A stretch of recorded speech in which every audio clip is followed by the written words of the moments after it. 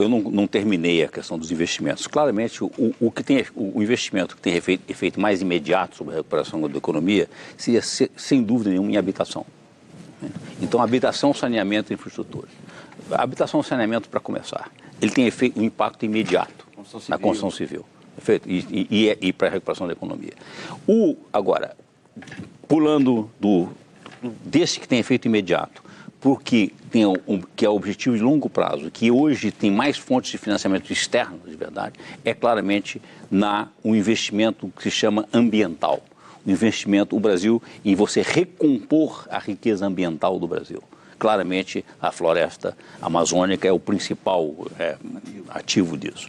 Então, este investimento, a ideia de que o Brasil avançar numa reindustrialização, uma ideia de um investimento de criar que a economia tenha uma agenda produtivista e não financista, produtivista para o país, e que essa nova produção, aumento da produtividade, seja numa economia descarbonizada, ou seja, de energia limpa, sem carbono, que é a agenda que está sendo imposta, exigida no mundo inteiro, é fundamental.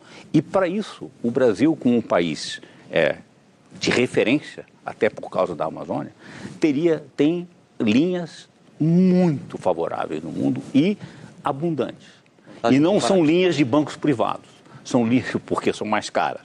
Vamos pegar as linhas mais baratas. Você teria linha de organismos oficiais, todos os internacionais, de estados que estão dispostos a financiar esse que eu chamaria esse investimento ambiental do Brasil. Isso tem efeito a curto prazo na recuperação da economia? Menos, mas tem um efeito fundamental na credibilidade do país, na recuperação a longo prazo e num direcionamento para onde nós vamos. Isso precisa ser definido imediatamente. Agora, só para terminar, nós precisamos que essa discussão chegue à mídia, que pare de se falar em risco fiscal, perfeito? Em abismo fiscal, em discussão se a taxa de juros deve ser isso, deve ser aquilo. Olha, claramente, essa é que é a discussão.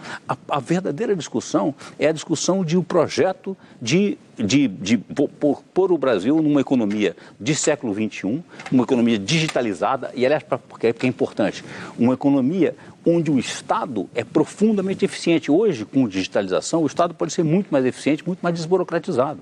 Ele pode custar muito menos na sua operação, que é fundamental, e pode ser muito mais fácil de ser usado na sua interação com o cidadão, tanto para cumprir os seus deveres como para receber os seus direitos. A ideia de uma plataforma digital pública, isso substitui hoje os serviços burocráticos infernais que você tem de um Estado confuso. E isto é um projeto, e só nisso nós já temos um projeto maravilhoso para os próximos anos. Não, pode completar. A gente vê países colocando dinheiro no Brasil hoje no Fundo Amazônia e tal. Você acredita que em muito pouco tempo os grandes conglomerados, as grandes empresas vão fazer isso também? Estão fazendo isso de uma maneira significativa que possa chegar fluxo de capital no Brasil pesado, grande, para que a gente possa investir nessa economia produtivista? André, vamos voltando, vamos lá assim. O Brasil hoje, você conversou, ele tem 73% de dívida pública, financeira pública, e tem 20% do PIB em reservas internacionais. Então o Brasil hoje não precisa de dinheiro externo, mas é sempre bom ter mais. Sempre bom. Não precisa. O Brasil não depende de recursos externos. Isso é um cacoete de um período em que o Brasil, no século XX, foi sempre dependente de recursos externos. O Brasil não precisa de recursos externos. É claro que se ele começar a crescer muito rapidamente, ele pode até depender, porque isso pode virar a ter as suas importações de bens, de capital, pode levar a que você precise de linhas externas. E investimento externo não traz só recurso financeiro. Ele pode trazer, e isso é o que você deve procurar, ele pode trazer tecnologia e absorção de tecnologia. E esse é que é o critério que você deve avaliar para trazer investimento externo. Ele está trazendo tecnologia, está permitindo a absorção de tecnologia, e a tecnologia do mundo hoje está mudando completamente todas as áreas da economia. Isso é fundamental. Isso é o que nós temos que fazer. Agora, sua pergunta. Hoje, para essa questão ambiental, os fundos oficiais são muito mais abundantes e mais baratos do que você ter investimentos do setor privado. Claramente, no setor privado vem a reboque, ele seguirá isso mais à frente, perfeito? Mas não é isso que é importante. O Brasil, por que você tem que ser tão dependente de investimentos privados externos? Olha, investimento privado externo, se trouxer tecnologia e permitir uma grande absorção de tecnologia aqui, perfeito. Perfeito. André, os Estados Unidos gastaram muito e a inflação explodiu lá, né? Superou os 9%, algo inédito, e eles estão tendo que correr atrás agora do prejuízo para poder trazer essa inflação para baixo, né? Os números da nossa inflação apontam 5,8%, mas sem aquela decisão do Congresso de reduzir os impostos de combustíveis e energia, estariam ali na casa dos 9%. Então, digamos que a gente tem uma inflação não de 5,8%, mas talvez algo no meio do caminho, entre 5,8% e 9% ou 8%. O senhor não teme um aumento de política, uma expansão de política fiscal e monetária que possa a gente perder a mão com a inflação? Juliana, deixa eu dizer assim, a minha vida inteira fui preocupado com a inflação. Perfeito? Eu, aqui sem modéstia à parte, participei de todos os planos de combate à inflação do Brasil, os bem-sucedidos e os mal-sucedidos, o bem-sucedido real. Perfeito? A minha tese foi sobre inflação.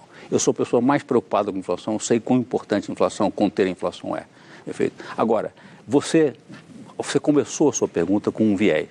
Os Estados Unidos gastaram e aí criou a inflação. A inflação americana não tem nada a ver com o que gastou. Os Estados Unidos gastou, multiplicou a base monetária em 2007, 2008 para salvar o sistema financeiro, o que tinha que fazer. Eu não estou fazendo uma demagogia disso não, porque teria levado a inflação muita inteira. gente acha que os Estados Unidos gastaram demais, por isso que eu comecei falando gastar, disso. Não gastar não é a palavra. Entendi. Os Estados Unidos emitiram moeda, passaram a base monetária de 3% do PIB para 10% do PIB, 30% e depois 27% mas tem uma crítica, talvez houve um exagero, então talvez tenha me colocado mas não tem mal, exagero, não teve inflação nenhuma. Em 2007, 2008, pelo contrário, saímos de 2007, 2008, depois dos Estados Unidos multiplicar a base monetária por 10, por um fator de 10, e nós passamos 10 anos, 11 anos com deflação, com ameaça de deflação, nos Estados Unidos e no mundo. Agora, quando veio a pandemia, os Estados Unidos dobrou a dose. Perfeito? Mais uma vez, pegou a base monetária que já estava muito mais alta, perfeito? E triplicou. E distribuiu o cheque para a população. Corretamente, para evitar uma catástrofe que a pandemia podia ter acontecido. O efeito foi a saída da pandemia, quando as pessoas estavam desesperadas para viajar, para comprar coisas, para deixar de comprar só em plataforma digital, ir à loja, ir a restaurante, perfeito? Esse efeito coincidiu com o efeito que a economia no mundo inteiro estava desorganizada. Os portos americanos estavam encalhados, não tinha como entrar mercadoria. Todas as redes, as cadeias produtivas. Eu tenho um amigo que é brasileiro, diretor da Porsche, trabalha em suprimentos da Porsche, ele disse, olha, você não tem noção, nós não conseguimos entregar carro, porque não tinha microchips para automóveis. Então os automóveis todos ficaram, então a oferta se contraiu. Houve uma pressão inflacionária. Em cima dessa pressão inflacionária veio a guerra da Ucrânia, que subiu o preço de energia, de petróleo e toda a energia, e de alimentos, por causa, inclusive, de fertilizantes. Então esta foi a inflação. Não tem nada a ver com os Estados Unidos gastou mais. Segundo, só a última coisa que eu vou falar, se taxa de juros alta combatesse a inflação, nós precisamos ter feito o plano real. Quando eu fui diretor do Banco Central, eu assumi com a taxa de juros real mais alta da história. Perfeito? E não tinha nem sinal de que a inflação ia receder. Então, assim, por que precisa de plano real? É só subir a taxa de juros. O que o senhor diz é que isso não vai colocar em risco um aumento de inflação maior ainda no Brasil. Isso o quê? É a questão do gasto maior. Que gasto maior? Que gasto maior? Aumentar o gasto público. Mas que gasto? Onde é que você viu o gasto? Nós estamos saindo de 1,3% de superávit primário no ano passado. Agora, esse ano o autorizado pela PEC é mais 2%.